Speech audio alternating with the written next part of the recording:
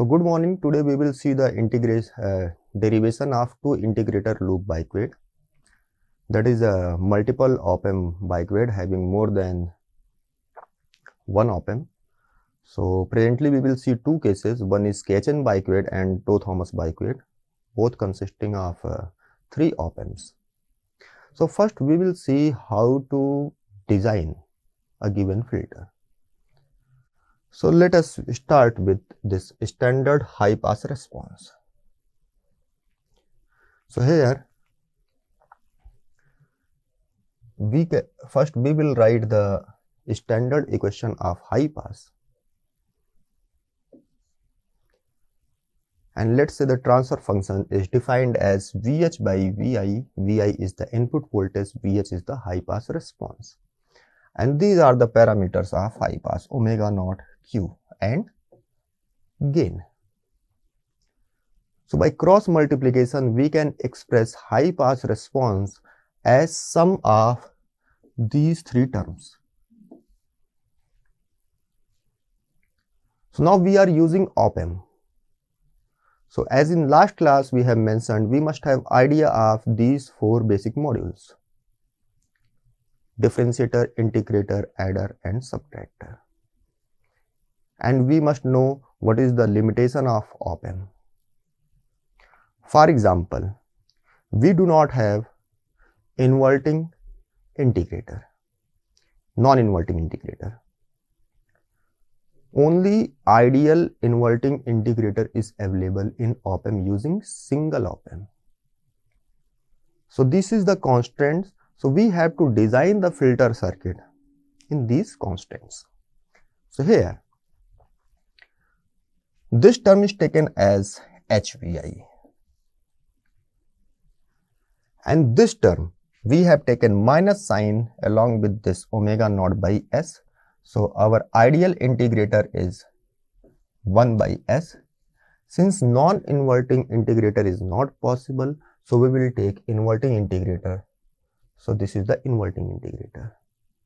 If we will design the inverting integrator using op-amp, so it will be actually minus 1 by SRC, where 1 by RC is nothing but the frequency in radians.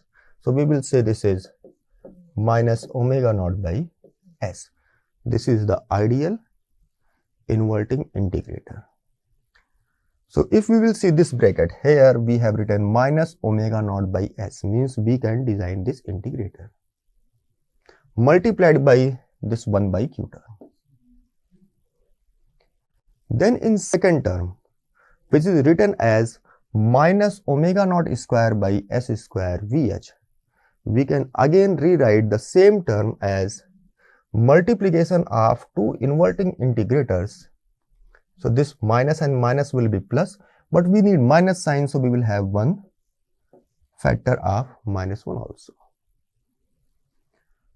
So now we will see,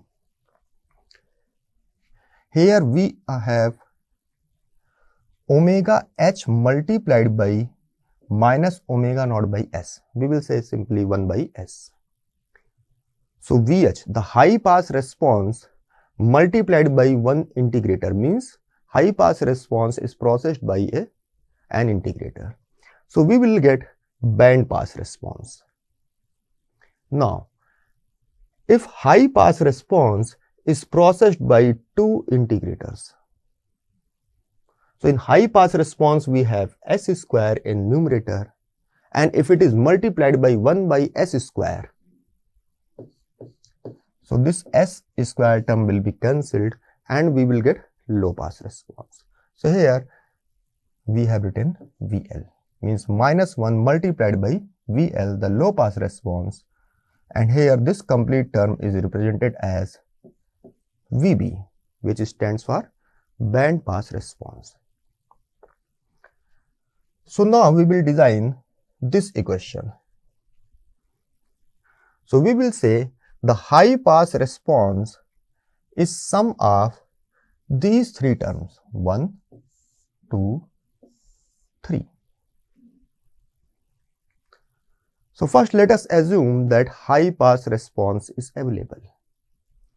If high pass response is available, and if we will process this high pass response by an integrator, so we will get minus omega naught by s VHP. Means this complete term we will generate at this point. Now we have used another integrator, and now high pass response is processed by two integrators. So we will get VHP multiplied by omega naught square by s square.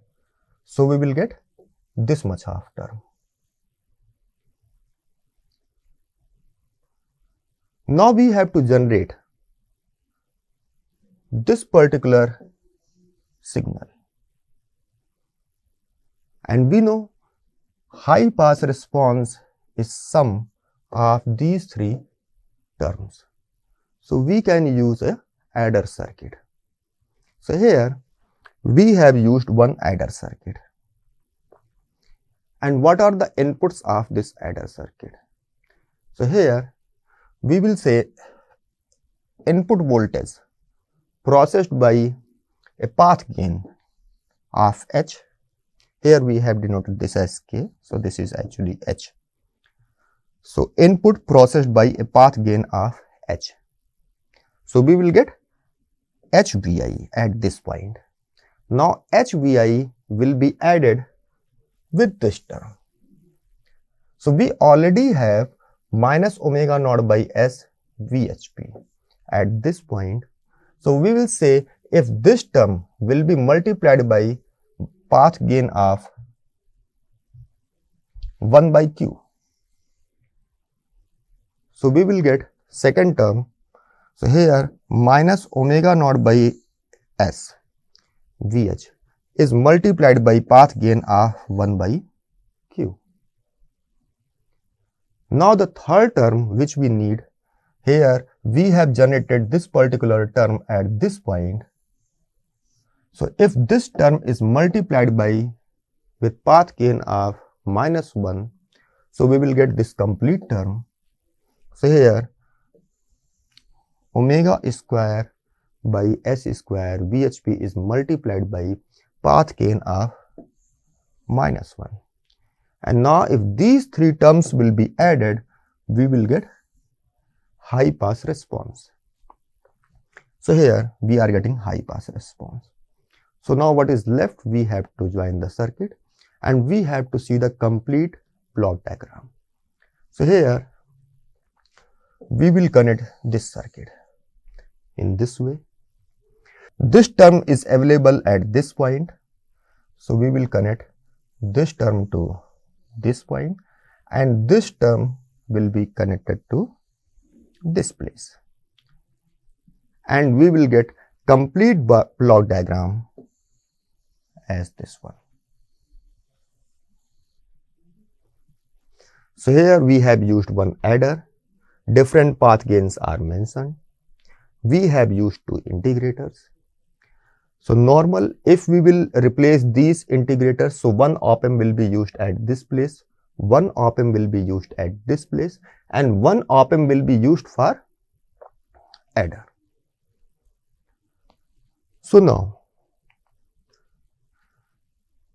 this is the block diagram and this is the circuit. So here, these are the two integrators. 1, 2. So if we see the high pass response processed by an integrator, so we will get band pass response. So at this point, we will get band pass response.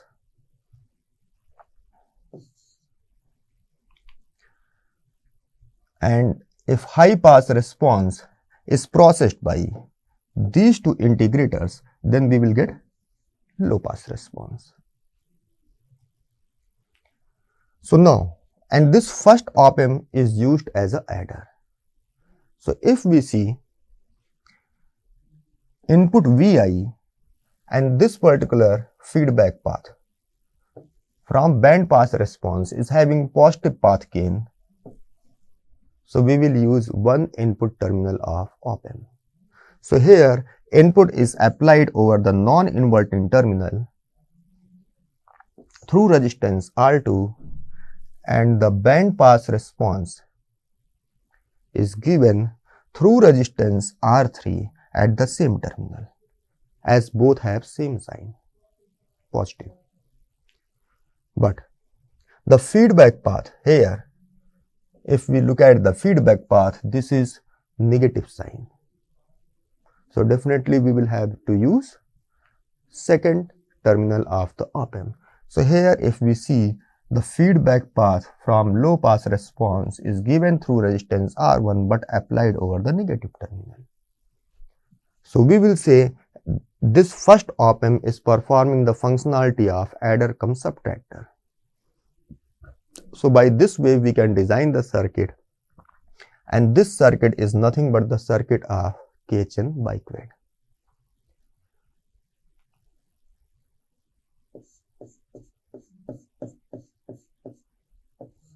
K-chain biquade.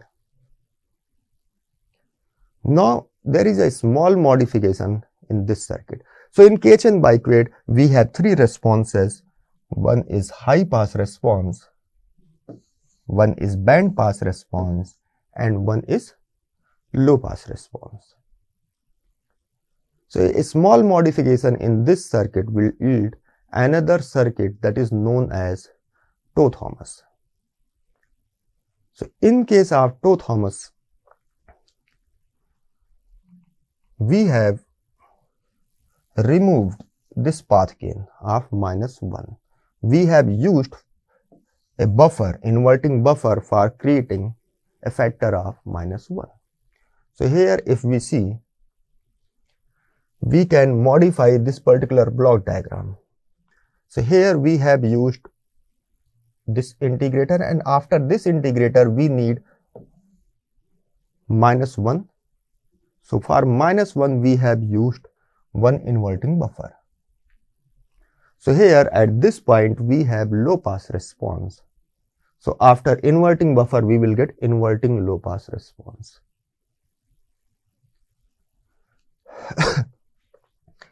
So here in this case,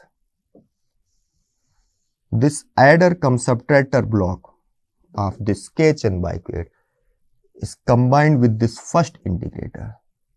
So the first integrator and adder is combined, and this is the combined structure which will perform the functionality of adder and integrator.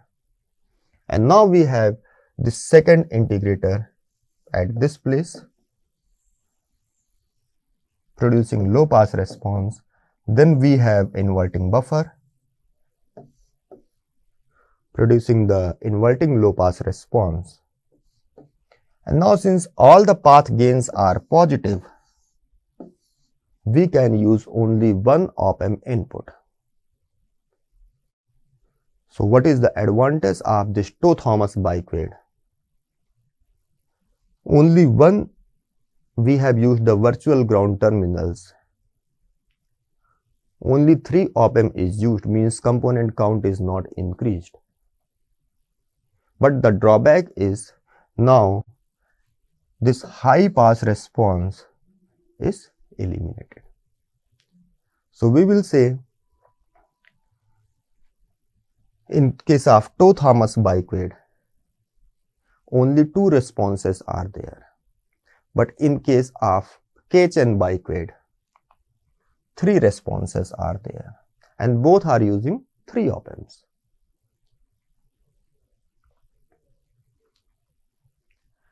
So this is the derivation of K-chain biquade.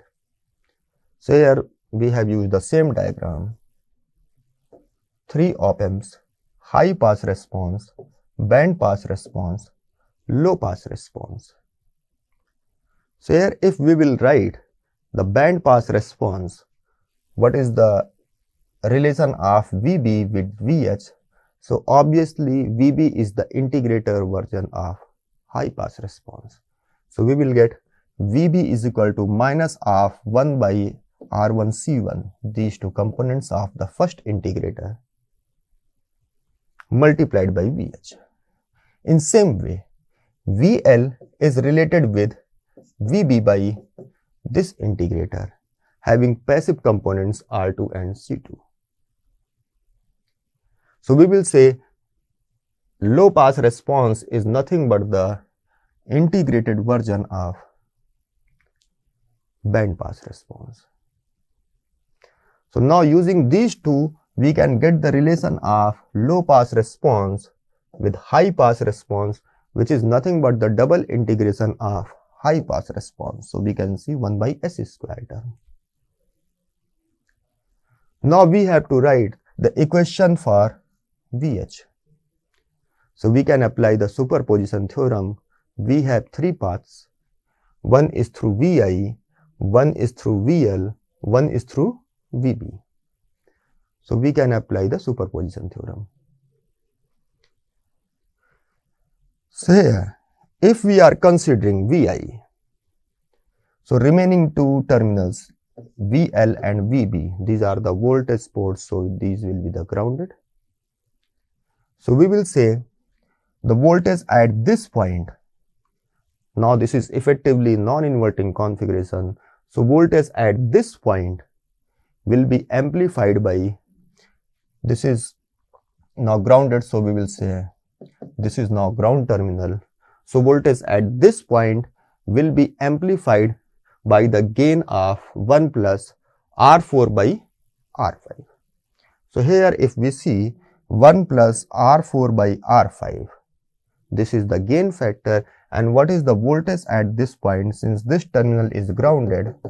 So we will say voltage at this point will, we will apply the voltage divider. So we will get R6 divided by R3 plus R6 multiplied by VI.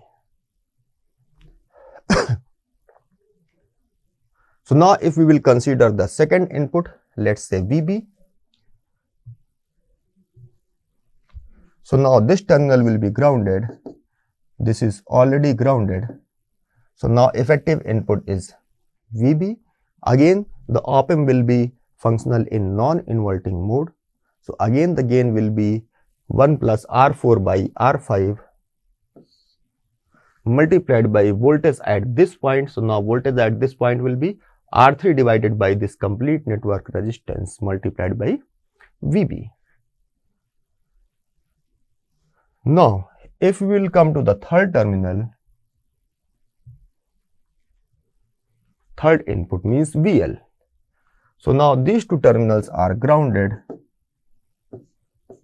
So we will say effectively only one input, that is VL, is applicable through resistance R5 and R4, and effectively this op-amp is now operating in inverting mode. So gain will be minus R4 by R5 multiplied by VL. In this particular case, these two resistances will be redundant.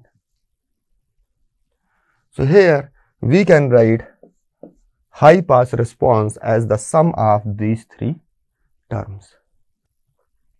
So now by using these three equations and this one, we can derive the transfer function of the three responses. So here, after rearranging all the terms, we will get this particular response for high pass. We have S square term in numerator, so definitely this is a high pass response. Now once we will get the high pass response, we can use this relation for getting band pass response, and then again putting the same high pass response in this equation, we will get low pass response. So here this is the, after we have taken some simplification that these resistances are equal, and so we will say the high pass transfer function is this one. Band pass transfer function is nothing but the integrator multiplied by high pass response. So we will get this much. Low pass response is this much. So in all the three transfer functions, denominator function, there will be no change, only numerator will be changing. So now we can calculate the parameter values. So if we will see the denominator function, so this is the standard format of denominator. So the last term is omega naught square, so we will say the pole frequency is under root of this term. Since this term is omega naught by q, so we will say 1 by R1C1 is omega naught by q. Omega naught we have already calculated, so we will get q value as this much. And we can calculate the sensitivity. These terms are in product, are quotient format, so we can directly write the sensitivity figures. So if we see the omega naught, so sensitivity of omega naught with respect to R1, R2, C1, C2 will be minus half. And for Q, this will be plus half for R1, C1 and minus half for R2, C2.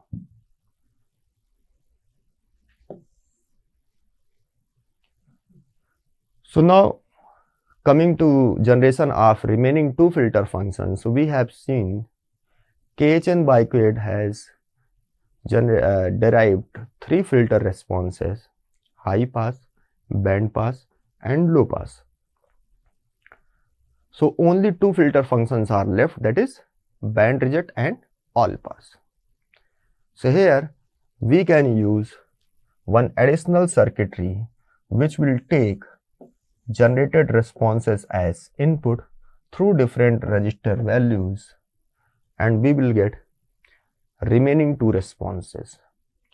So here the output function will be the sum of these three responses, we can see. Now by having proper component choice, we will get band reject response and all pass response. Similarly, this is the Thomas circuitry, and I have included this derivation, although this is not the part of syllabus, but you should know how to derive. So we will not discuss the derivation of this Thomas biquade. So here only two responses are there, that is band pass, low pass and inverting low pass. So this is the two responses, and again we will have similar analysis. So in next lecture we will see non-linear application of op-amp. So for this is the last lecture over the filter theory.